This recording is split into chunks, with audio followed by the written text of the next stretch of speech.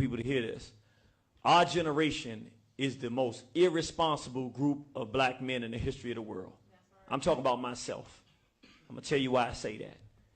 In 1988, a group was created. Well, actually, in 88, our people were listening to this new form of music called hip-hop. And a group came out called Public Enemy that told us to love ourselves and stand up. And they used terms for us: kings, queens, warriors, lovers, people's proud, sisters and brothers.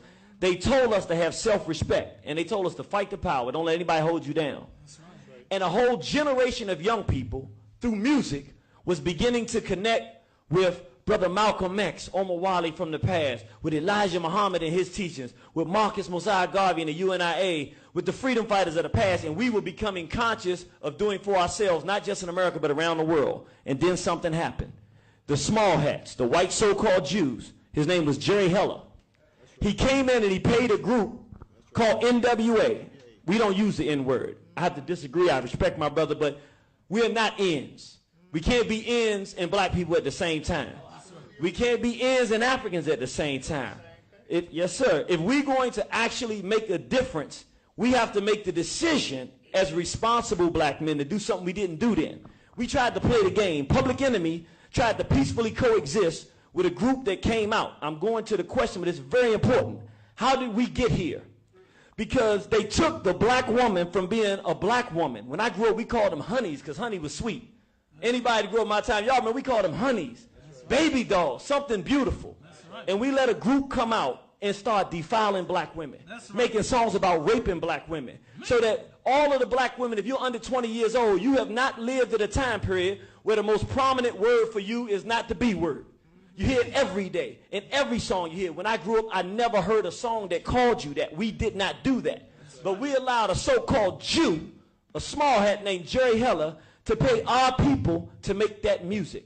And from that time till now, everything we have heard is that we should kill each other, we should shoot each other, we should rape our women, and that they're bees and hoes. When you inoculate for 25 years black women with the idea that they're bees and hoes, when you inoculate black males with the idea that they're N-words, they have no value, they get locked up and commit the crimes you tell them to commit, they get raped and molested in prison, they come out destroyed as males, and then start defiling one another, and nobody has the courage or the maturity to stand up and say, we were wrong. We should not have negotiated with NWA. We should not have negotiated with black degeneracy.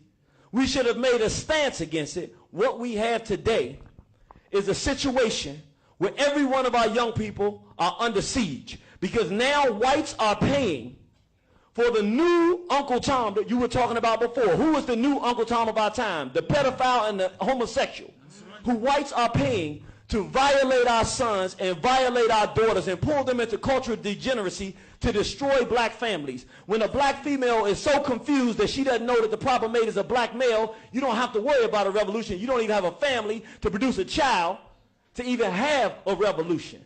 So what we have right now is a state of emergency where this is the last thing I want to say, because I know everybody wants to say something, but it's a state of emergency, and there's a reason. We are so cowardly because we see that as black men, we sat down and let this happen, and now we can't fix these guys because they're going to prey on my son, and they're going to prey on my little daughter here. So now we got to fix the problem, and we're too scared to go out here and say, we messed up, let's turn it around. We are no longer N-words.